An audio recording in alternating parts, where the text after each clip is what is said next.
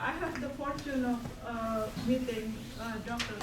Fogg in Jakarta perhaps 2011, 2012 when I was still a student. And to me, like at the time, Dr. Fogg with what I imagine as a Yale gentleman, like wearing a very neat like batik shirt in Jakarta heat, like he will go to reception, or in Indonesian called kondangan. So yeah, and indeed he's very serious scholar of Indonesia. And Dr. Fogg focuses his studies on Islam in Southeast Asia, especially in Indonesia.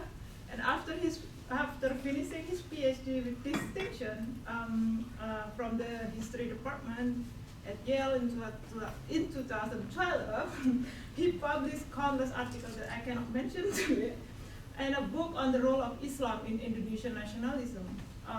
He also took a position at Oxford, initially as a fellow and then lecturer or professor. And then he returned to the US to take a position as an associate director of Carolina Asia Center, University of North Carolina at Chapel Hill. So I just want to mention a little bit about his work called Indonesia Islamic Revolution. So the book was published by Cambridge University Press in 2020. And contrary to the existing historiography of nationalism that tend toward, secular nationalist elites, Ben Anderson here. In this book, Dr. Fogg argues that pious Muslim and Islam have a very strong role in imagining Indonesia as a new nation state. So his interest in this dimension of Indonesian history and culture also shaped his current project. We are lucky to have him today to present some portion of his book manuscript to Madison community. His presentation will focus on the mass Islamic organization of Indonesia, how they are different from associational life in other parts of the Muslim world, but also how they have evolved over the last century. Dr. Fogg, welcome to Madison, and the floor is yours.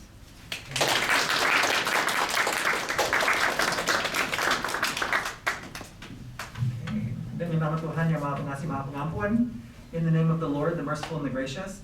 Thank you all so much for having me out. It's such a delight to be here in Madison, and y'all even arranged snow for me. It's going above and beyond.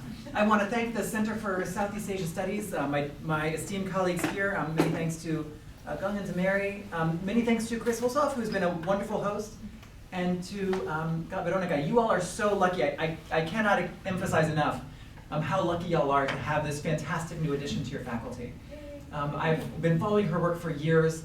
It's not only innovative in what she's been able to do, right, doing research that's hard for other folks to be able to do in Indonesia, but also then how she's using that knowledge to think in new ways about indigeneity, about the Indonesian nation state, about a number of questions of identity in Southeast Asia. So congratulations to you all for this new addition.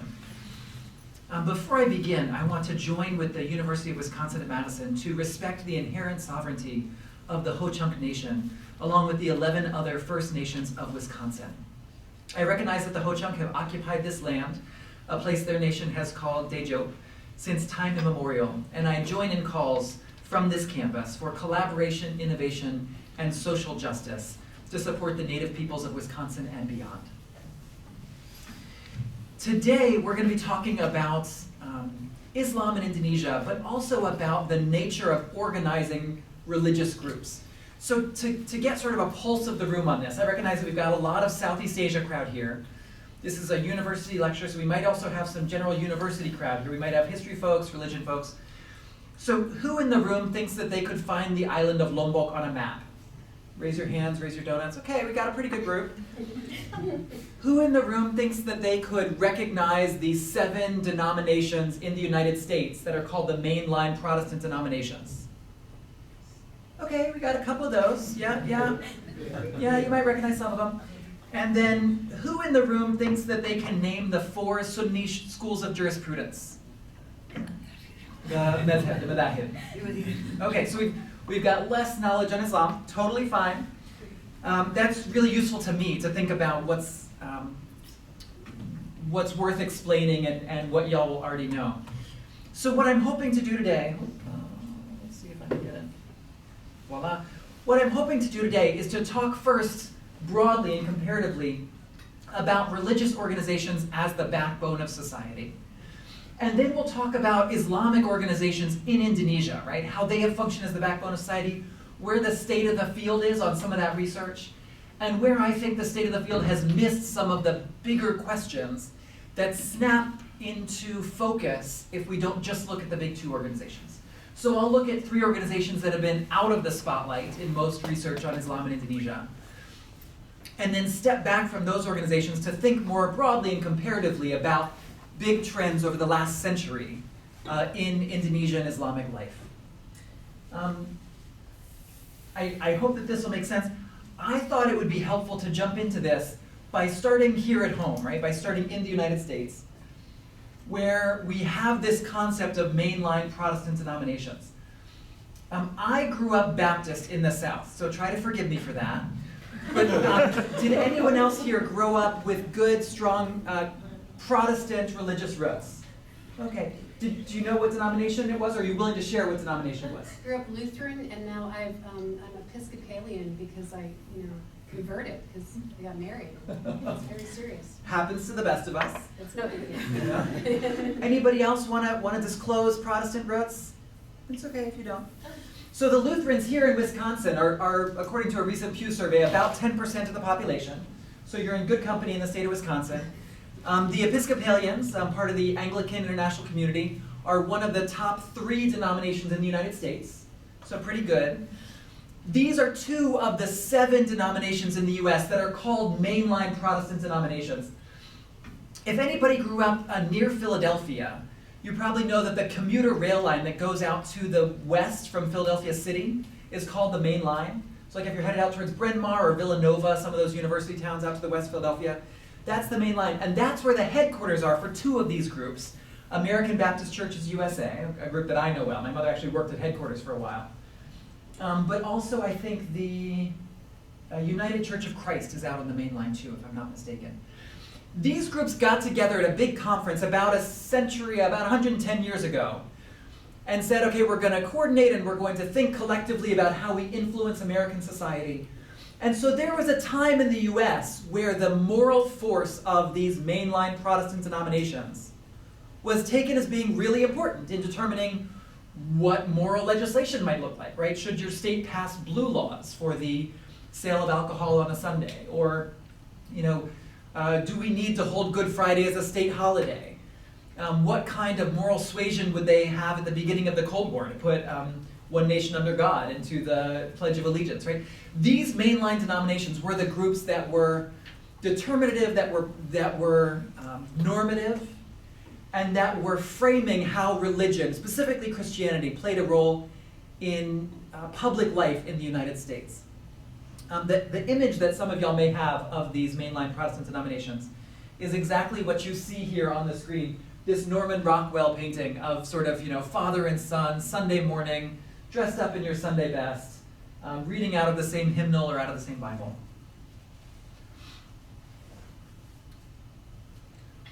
When we think about these groups, we think about them as being normative or even a numerical majority in the country up through the 1950s, maybe even the 1960s. But by the 1970s, shifting modes of religious authority in this country, new patterns of immigration, a growing trend in the United States away from organized religious life, and those who were in organized religious life were moving away from the mainline denominations. That same pattern actually has been happening around the world, and it's also true in Indonesia. So when we think about religious life in Indonesia, when we think about the role that organized religious life has had over the last century in Indonesia, there are some interesting parallels that we can actually draw with the American experience. And one of the ways that I want to frame this project, especially, y'all feel me on this, right? Those of us who work at state universities, those of us who are serving the people of our state, it's really useful to be able to translate some of this work on Southeast Asia into idioms that will be understood by the general population that we're serving. Certainly in North Carolina, it helps me to explain Southeast Asian Islam when they can think about the experience that many of my fellow citizens of the state, many of the communities that I serve, have similar experiences when they go to a church or to a church connected, a church organized event, summer camp, activism day, what have you. So we'll talk through some of those parallels. Now in Indonesia, y'all are probably familiar with the big two mass Islamic organizations. If y'all have had any speaker on Islam in Indonesia, y'all have heard of these two folks. The Nahdlatul Ulama, an organization formed in 1926, usually seen in the consensus in most scholarship is that this is the single largest Islamic organization on earth.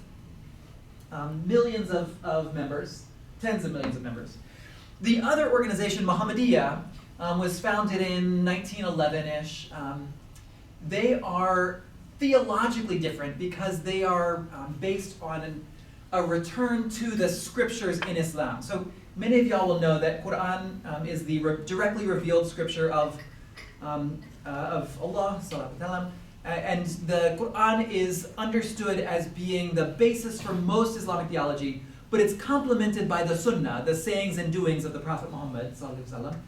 And so those two things together are how jurists in the first 2 centuries of Islam began to click into place what theology would look like. There were 4 key jurists who came up with ways to go about doing this.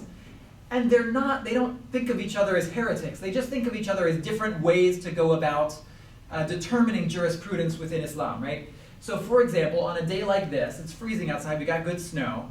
You might find it hard if you were trekking through the snowy countryside of Wisconsin to find flowing water to do your ablutions on a day like this, right? So if you catch yourself outside, it's noontime, you need to do noon ablutions.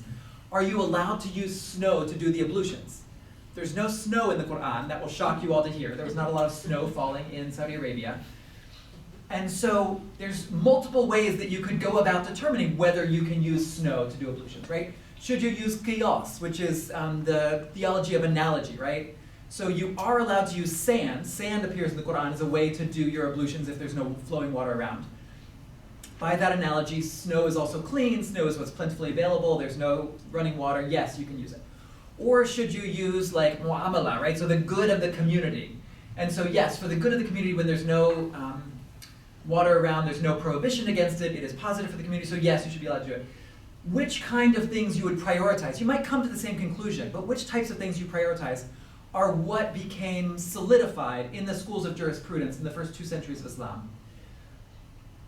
There are 4 of them. Almost all Muslims in Indonesia who follow a school of jurisprudence follow the Shafi'i school of jurisprudence. So many of them have names in their organizations that say Shafi'i or say Ahlus Sunnah wal Jama'ah, right? So we follow one of these schools of jurisprudence. And NU is one of those organizations. They say you should follow one of the ways that this has been determined in the first 2 centuries and follow their sort of order of operations in jurisprudence and the findings of scholars over the intervening 14 plus centuries of Islamic history. The Muhammadiyah, when it was founded, said, no, you don't need to do that. That's too calcified. The Prophet and his companions didn't mean for this to be calcified in that way. For a modern era, we should be able to go back to the scriptures ourselves and determine afresh some of these things. We're not stuck in the decisions that have accumulated over 14 centuries. So that's the theological distinction between NU and Muhammadiyah. Is one is in that tradition of 1400 years, dating back to the first 2 centuries after the revelation of Islam, saying you need to follow this order of operations strictly in a way that has been approved by the community. The other one, Muhammadiyah, is more of a free agent, right? It's doing things that are like the Protestant Reformation, going back to the scriptures and thinking about stuff afresh.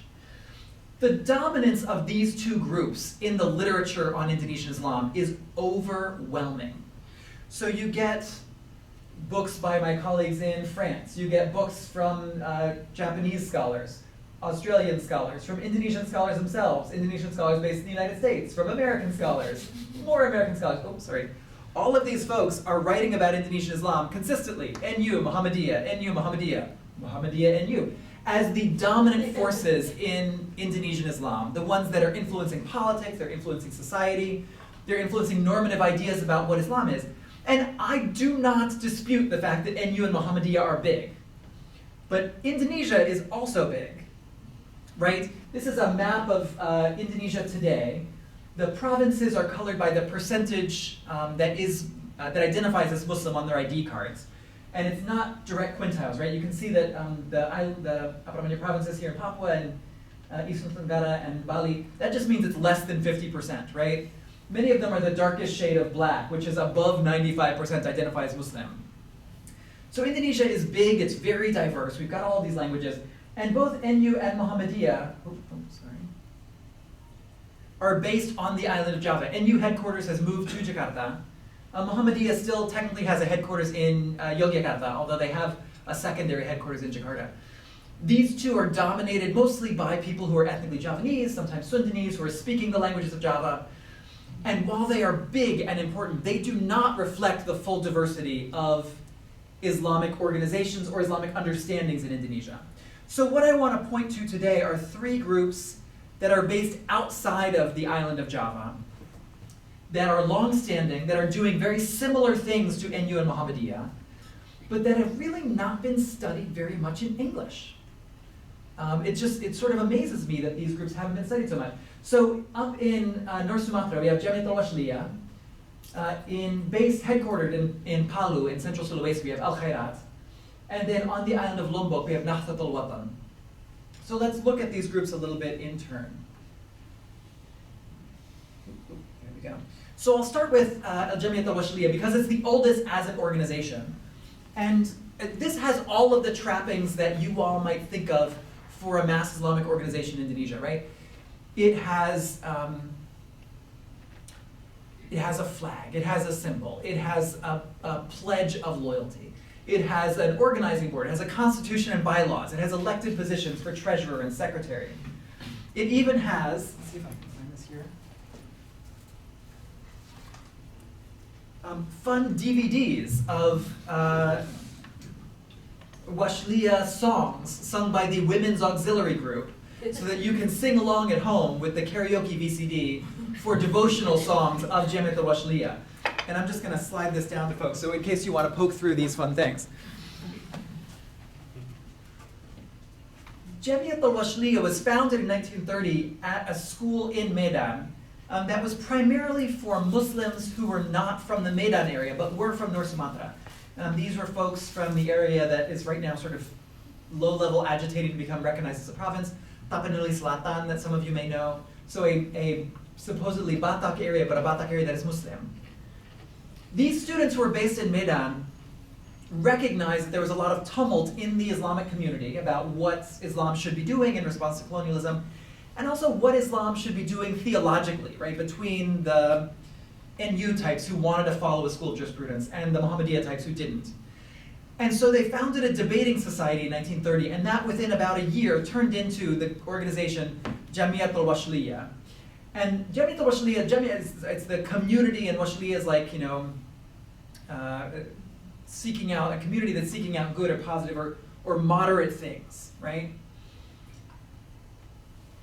Within 5 years, Jamiyatul Washliyah had boomed and was organizing its own schools, was organizing its own student groups, student protests. It was organizing its own zending Islam, right? So zending, the Dutch word for missionary activity. So they were doing Islamic missionary activity to the unconverted to world religion Batak areas of North Sumatra. The same folks that were being targeted by Dutch and German Protestant missionaries were being targeted by Jamiyatul Washliyah missionaries. They didn't call it da'wah, interestingly. They called it zending Islam. Very clearly they were imitating the Christian organizations in that way. And by 1939, they were having supposedly national conferences because they had established branches up into Aceh. They had established branches down into South Sumatra. They had established branches even out onto Kalimantan, onto Indonesian Borneo by the 1940s. This was easily recognized and uniformly recognized as the third largest Islamic group in the 1950s, formal Islamic organization, non-political organization, by the 1950s. And statistics from the Indonesian Ministry of Religion tend to uphold that. They were anggota istimewa, they were a special member of the Islamic political party Masyumi in the 1950s. They are usually theologically traditionalist. They follow one of the schools of jurisprudence, but they're a bit more open about that. So you can interpret things outside of the Shafi'i school of jurisprudence if you have a strong reason to do so. One of the funny things about this group is they boomed in the 1930s, 40s, 50s, 60s, when their primary mission was to counter Christian theological expansion, when their primary mission was to defend some theological points against the modernists, the Muhammadiyah, that were encroaching in the region. But by the 1960s and 70s, they got swept up into politics, and a lot of the leading individuals in Jamiyatul Washliyah were becoming leading individuals in Mashumi, which was then outlawed, or disbanded technically, dibubarkan, in 1960. They were becoming leaders in P3, the Partai Persatuan Pembangunan, the Islamic fusion party that functioned in Indonesian politics from the 1970s until today, right? But the only Islamic party from the 1970s until the 1990s. As leaders of the organization functioned more and more in the political realm, they were not maintaining, they were not upholding a lot of the social and educational realm that had been their bread and butter, that had been their areas of great success in the 30s, 40s, and 50s in their heyday. And so Washliyah has not seen the glories, the large membership numbers, certainly percentage of the population, and the respect from society as much since the 1970s. At the same time, throughout much of the 2000s, maybe not in the most recent regional elections, but throughout much of the 2000s, the Washliyah caucus is the single largest cross-party caucus in the North Sumatran Regional Assembly, the political assembly, the state house, for that province.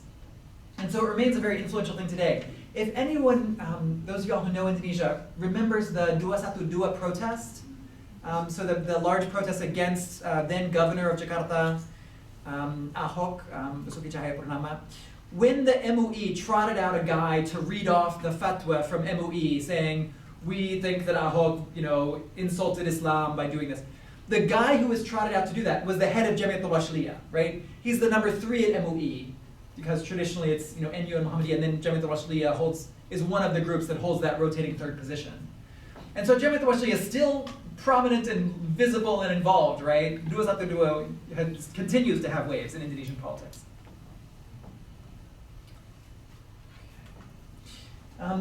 The next org that I want to talk through is Alkhairaat. And this one is a different, it was founded at around the same time, but a very different flavor. Has anyone in here been to Central Sulawesi? Thank you, we got a couple, yeah. It's not a place where a lot of folks go, right? It's a little bit off the beaten path, and it's been largely closed. The American State Department does not want me to go right now. I go anyway. But one of the things that you'll notice when you go around Central Sulawesi and hang out at mosques is there is a very strong presence of Arabs who hold a position of tremendous prominence in Central, North Sulawesi, Gorontalo as well, parts of West Sulawesi, the province of West Sulawesi today, parts of East Kalimantan. Maluku Utara also has some strong Arab communities. Those Arabs were crucial for the founding of Alkhairaat. These are largely Hadrami Arabs from that region of Yemen, called the Hadramaut, right, around Tarim and surrounding cities. And there was a fellow who came in the 1920s,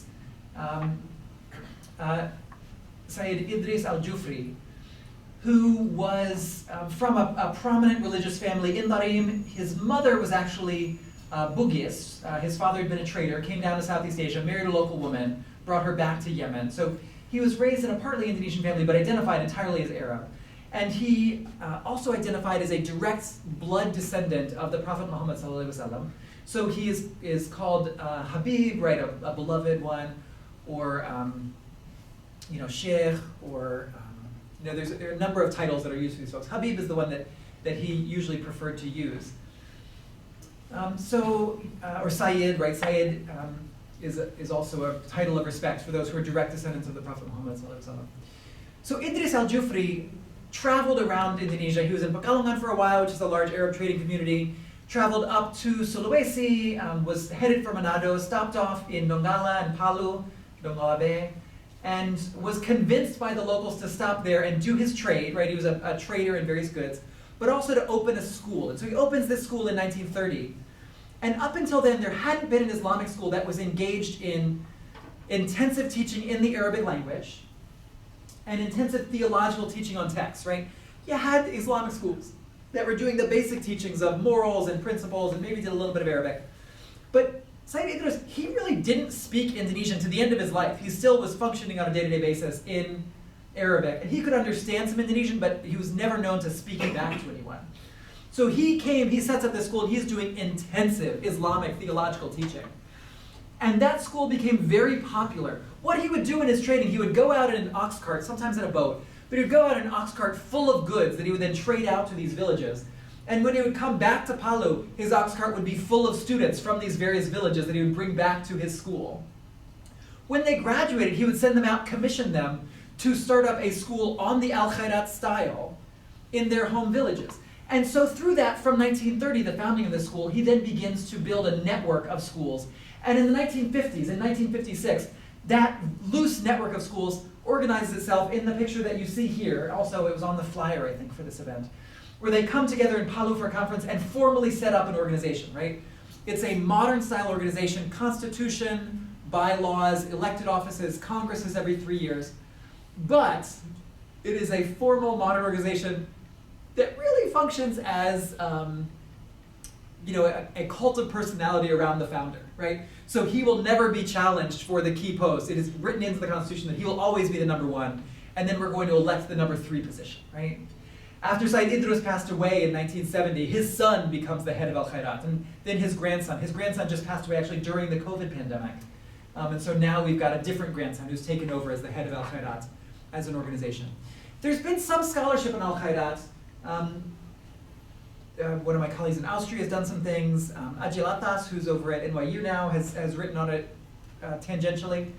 And a lot of them who are starting out their research on Java have heard of Alkhairaat as an organization for ethnic Arabs, right? Because that top level leadership is Arab. It's in the family of Said Idris. And there are a lot of Arabs in Pekalongan, in East Java, in other places, who have an affiliation to Alkhairaat, either because their families have intermarried or because they've gone out as special speakers for Alkhairaat events. Alkhairaat has a lot of veneration around the Arab, the Sayyid community in Indonesia. But Alkhairaat is actually not an exclusively Arab organization at all. And from my experience, Alkhairaat is the most ethnically diverse Islamic mass organization in Indonesia. So that third position, right, the Secretary General, you have had not only Gaili people, right, from the area of Palu. You've had Una, you've had from Maluku Utara, you've had from Makassar, you've had from Banjar. You've even had an ethnically Chinese convert to Islam be the Secretary General of Alkhairaat, which is something that is unthinkable for NU or Muhammadiyah. I mean, can any of us imagine an ethnically Chinese convert to Islam becoming the Secretary General of Muhammadiyah? I cannot. And yet for Alkhairaat, this was done in the 1980s. It was seen as a perfectly normal thing because they're actively trying to rotate the Secretary General position every 3 to 4 years between different ethnicities that are members of this organization. They're actively trying to reach out across eastern Indonesia, spreading from Palu to Kalimantan, further north in Sulawesi, out to Maluku Utara, where they're quite strong, and even branches now in Papua Barat, in western Papua, in Sorong they have some branches. And so Alkhairaat, oddly enough, also claims to be the number 3 organization in Indonesia. It's not clear if they claim this based on membership or on number of schools or on number of branches in which they're spread out so widely across rather sparsely populated regions in Indonesia. So by raw number of ranting, right, the smallest level branch, in Indonesian this is like a twig, right, not a branch but a twig. In number of twigs, they might be the 3rd largest in Indonesia because of their spread. The other funny thing about Alkhairaat is in its regions, it functions sort of as the proxy for NU. So all of these people, they have the same theological understanding as Nahdlatul Ulama, right? They are following the Shafi'i school of jurisprudence. So the NU provincial branches in Central Sulawesi, North Sulawesi, Maluku Utara, are the same portfolios as the Alkhairaat provincial leadership. They just switch who's secretary and who's treasurer and all those things at the meetings. Okay, so this is Alkhairaat. The third one I want to talk about is Nahdlatul Watan. This is an organization that got me into this research because I was in Lombok in 2010, and I was on a Fulbright grant at the time, and I met these guys at a Fulbright conference who were based at Universitas Mataram, and they said, "Oh, Kevin, come out, we've got great Muslims on Lombok, you should totally research this." And I booked myself for a week and a half out there after a long time in the field. And I thought, this is going to be great. These guys who teach in animal husbandry are going to have no contacts for me. I'm going to go out, pretend to do a couple of interviews, but they're going to have so few contacts that I'm going to go out and just spend a week on the beach. It's going to be great. Lombok has great beaches. I go out, and don't you know it, they had the best research for me to do, because this happened to be the 75th anniversary of Nahdlatul Ulama as a school being founded. And so I was booked morning, noon, and night with interviews in this organization that is tremendously influential in Lombok, that hasn't had a good footprint in English, right? Folks aren't writing about this group. So this is a school that sort of goes a halfway point between the previous two. This is founded by a local Indonesian, a local Sasak, that's the ethnicity of Lombok, who traveled to the Arab lands, right? He was schooled in a very prominent school for non-Arabs in Mecca. Madrasah Salawatiyah is what it's called. And after spending about 6 years in the Holy Lands for Islam, he comes back and founds a school that is sort of like Alkhairaat, doing the intensive Arabic language training, doing the theological training based on new Islamic texts that are written in Arabic. And he becomes incredibly popular. This man has a couple of different names, but Muhammad Zainuddin Abdul Majid, or Tuan Guru Panchor, right? Tuan Guru is how you would say like a kiai or a sheikh on Lombok, and Panchor is the name of the village that he set up in. And so Tuan Guru Panchor sets up this school in 1935, similar to Alkhairaat. He establishes branch schools based on his alumni across the island of Lombok. But he is not doing this cross-regional, cross-ethnic stuff. He is deeply mixing Sasak local identity into the new theologically, I'll say theologically conservative, but certainly theologically textual teachings of the Nahdlatul Ulama organization. He's also very nationalist. Does anyone know what Nahdlatul Ulama means? Anybody's Arabic sharp in here? No? Nahda, you'll recognize from Nahdlatul Ulama, right? Nahdlatul Ulama means the revival of the religious scholars, right? The ulama, revival of the ulama. Nahdlatul Ulama means revival of the nation. So even in 1935, when he founds this school, he is nationalist, right? He's looking at the Dutch and saying, I see you, we've got a nation here, we are going to revive it. A couple of years later, in 1942, he founds a women's school, Nahdlatul Banat, the revival of the women, or revival of the girls. And I have to say, one of the great things about Nahdlatul Ulama is that they have the coolest bling. So, again, I'll pass around some of this stuff. So, sorry for those of y'all watching us asynchronously, that you don't get to handle these things. But for example, we've got the Inwe flag. And I don't know if y'all can see this now. We should do it like this to get it up right. You might be able to see that the Inwe flag here, you can see the outline of the island of Lombok, right? So it's very deeply ingrained in Sasak society. And then we've got the crescent and the star has 5 beams flowing out from it. So this is about the 5 pillars of Islam. But it's deeply ingrained in Sasak society, so I'm going to hand this around. Sorry. I am very proud that I was given the medallion of the College Students Auxiliary of Nahdlatul Ulama, right? We're speaking to them. So any college students who would like to join Himma in Way, I have an in. If you all want to found a branch here. So I'll pass this guy around. And then 2 of these that I think are interesting. These are 2 of the books of verse. Not prayer books, but books written in basically Indonesian, but a lot of Sasak mixed in. Written in verse, either quatrains or quintains, that are devotional texts read out over and over again. And you can see that they're pocket size, right? Folks use this like folks back in my home state of Virginia will carry around a pocket constitution to show their love for America, right? They will carry these things in their back pockets, in their front pockets, to show their love of Nahdlatul Ulama. So I'm going to hand these guys around too. There you go. So Tuan Guru Panchor, the leader of this group, was tremendous. He lived for quite a long time. He lived all the way until 1997. And at that time, he was over 90 years old by most reckonings. There's dispute about his date of birth, his year of birth. But the man was quite elderly. Unfortunately, that means that he just barely outlived his son-in-law, who was most likely to be his successor. He didn't have any sons. He did have 4 wives, but he didn't have any sons. He had 2 daughters as his only children. One daughter, her husband was very much persona non grata after a little mess in the 70s that we can talk about. The other daughter married a fella who was active in the association and was likely to be the heir, likely to be the next leader of Nahdlatul Ulama. But that son-in-law predeceased the founder by about 6 months. So in 1997, the founder passes away. They've got to come up with a new leader. Who are they going to choose? It's also a time of great political upheaval in Indonesia, right? So they don't have the Congress for this until 1998, after the leader passed away in 1997. And just out of the clear blue western sky, at that Congress, the person who is chosen to be the leader of this organization is one of the daughters. The younger of his 2 daughters was chosen. So a mass Islamic organization in Indonesia has a woman as the head. Again, something that I certainly cannot imagine for NU or Muhammadiyah. And some of the really good scholarship that's been done on Nahdlatul Ulama has been about those gender questions in this group. Now here's the problem. Not everyone in Nahdlatul Ulama was as forward-thinking as my, as my fine colleagues here at the University of Wisconsin-Madison. Not everyone was prepared to follow the leadership of a woman in the context of Islamic prayer and other things.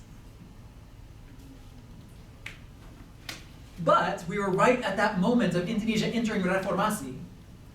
And so those folks who, for conservative reasons or for personal reasons, right, because it's 2 sisters and one sister felt like she got the short end of the stick because she wasn't chosen, right? She was worried about her family being frozen out. Those other folks who didn't feel comfortable, they held a Muktamar Reformasi, right, a Reformation Congress, because Indonesia was entering its Reformasi era, at which they appointed the grandson via the other daughter to be the head of the organization. A fellow that you see here called Tuan Guru Bajang, right? So Tuan Guru means, kiai or sheikh or leader, right? Tuan Guru Bajang means young kiai or sheikh or leader. And some of y'all who study Indonesia might recognize this fella because he was the 2-term governor of West Nusa Tenggara province. And he was a very commonly mentioned candidate to be Jokowi's 2nd-term vice president. Maruf Amin, another religious leader, was chosen in the end, but Maruf Amin didn't have the heft of having been governor for 2 terms. Tuan Guru Bajang was probably number 3 on the list for who might have become vice presidents in the current term of Jokowi's presidency. This has been a bit of a mess. The organization basically split in 1997. And since then, they have not really reconciled. I just put out an article in the journal Indonesia last fall about the attempts to reconcile and actually how the central government has played a big role in attempting to reconcile the 2 factions split along family and theological lines since 1997. It's not been successful, the reconciliation that was brokered, I regret to say. So they now recognize each other. They're now technically separate organizations. Okay, so forgive me, you all have been very patient as I talk through some of the fun details about what organizations outside of Java look like. But now let's step back and think about what these organizations tell us about what it means to be a mainline Islamic group in Indonesia. Because I think that there are certain characteristics that are common across all of these groups, but that I cannot find in Muslim groups in other parts of the Muslim world. There's 4 of them that I've identified, and I would love y'all's pushback as I put this together, right? If we got any Islam scholars in here who think that you've got other groups, please tell me, and I want to push this around. The first one is that they are large, influential, and comprehensive. Now, what do I mean by this? Yes, all of these groups have millions of members.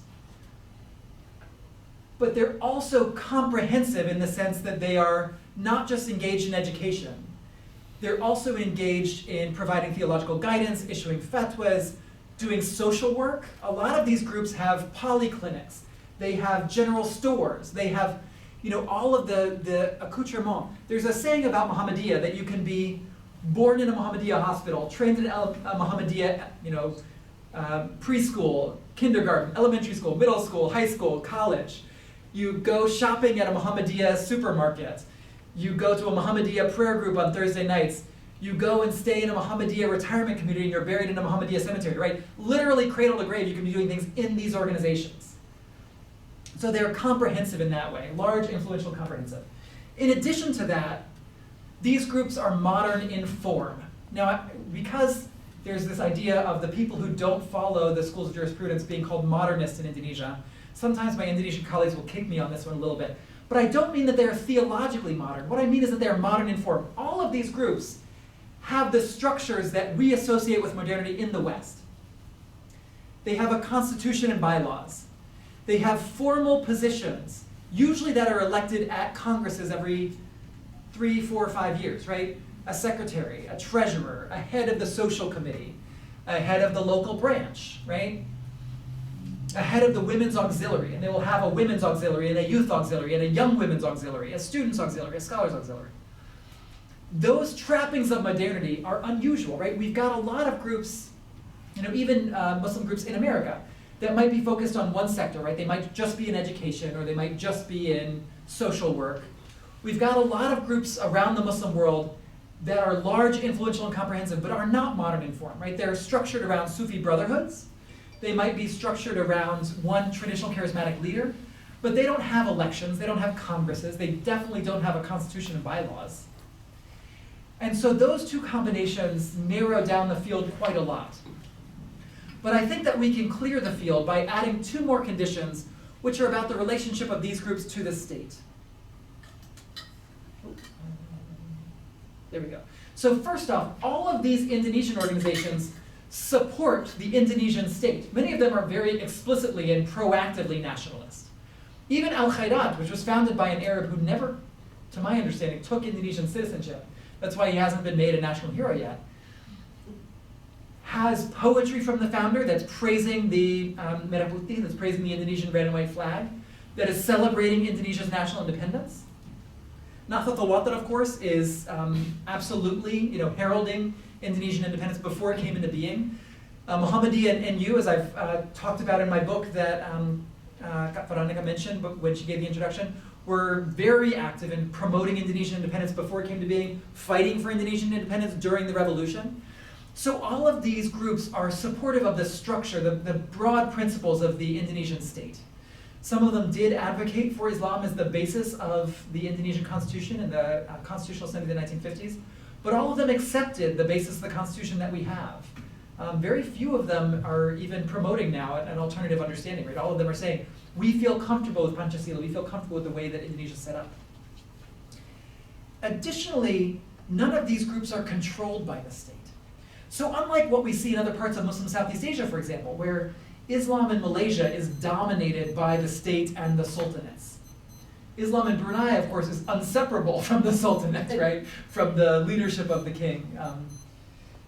These groups are really independent actors, and the state cannot control them, right? The state would love to tell Muhammadiyah and NU, please choose the same day for Eid al-Adha or Eid al-Fitr every year. And they can't do it. Muhammadiyah and NU continue to choose separate days, causing chaos in what's going to be a Tanggal Merah, a holiday in the Indonesian calendar.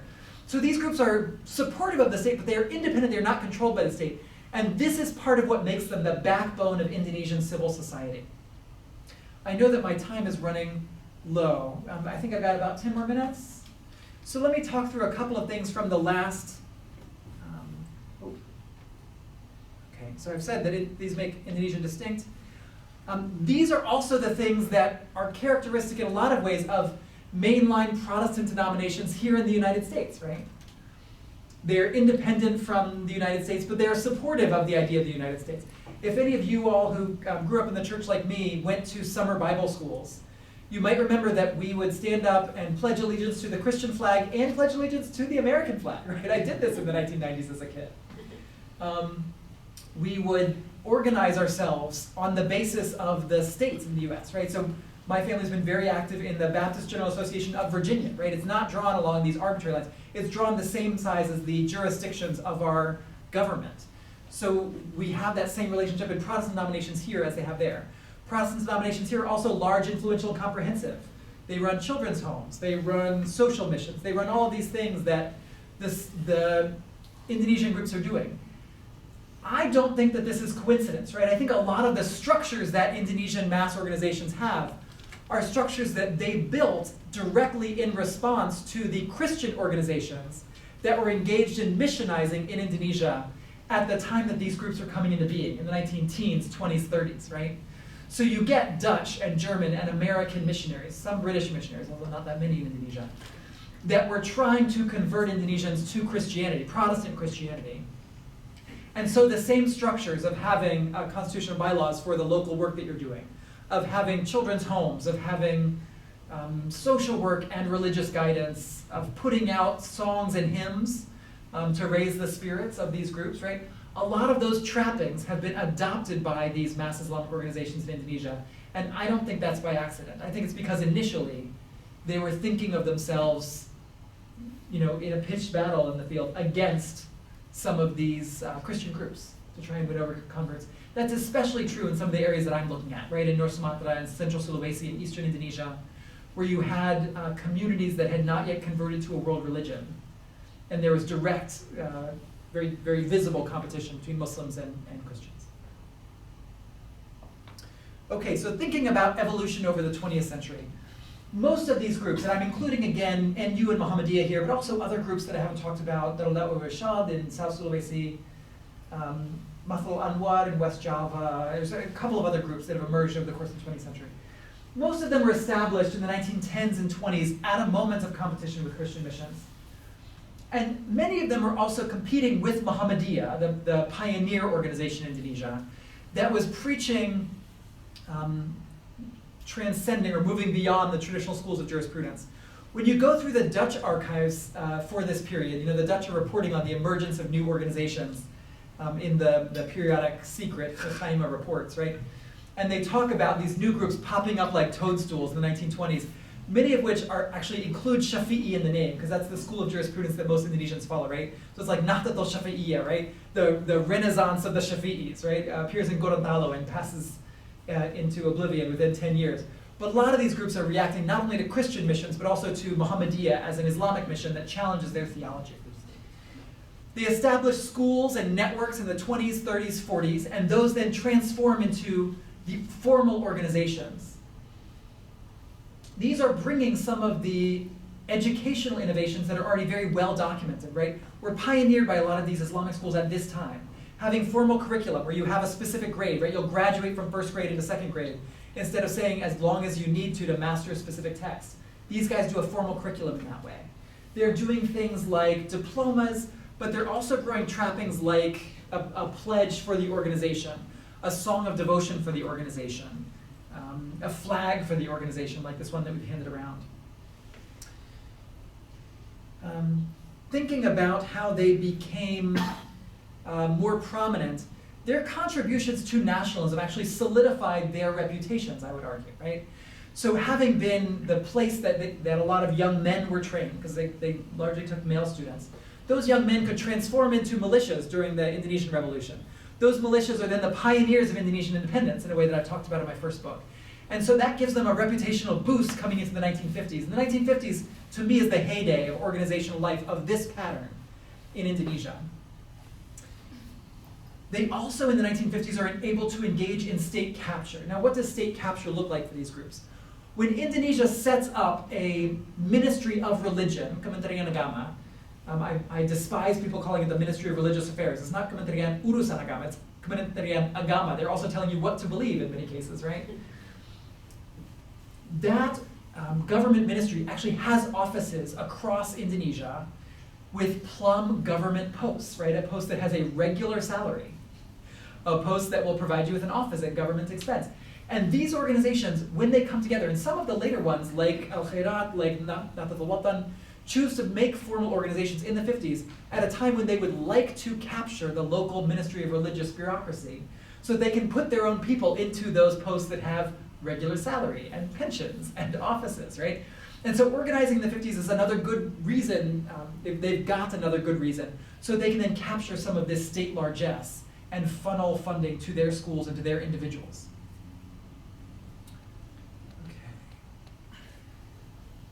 Since that time, there's been two challenges to mass Islamic organizations that I would identify as mainline. The first is a political wilderness, right? In the 60s through the 80s, political Islam was at a nadir in Indonesia. And so a lot of Muslims felt like they were under pressure to not assert their Islamic identity in a particular way. This has been well documented, mostly for NU and Muhammadiyah, but also for some of the more conservative groups of that era. It is also true for other groups.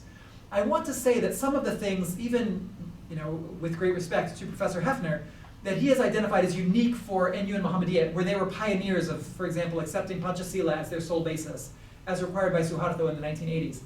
Those things were not actually pioneered by those two groups. They were pioneered by some of the smaller groups that paved the way. Jamiyatul Washliyah did this well before NU did.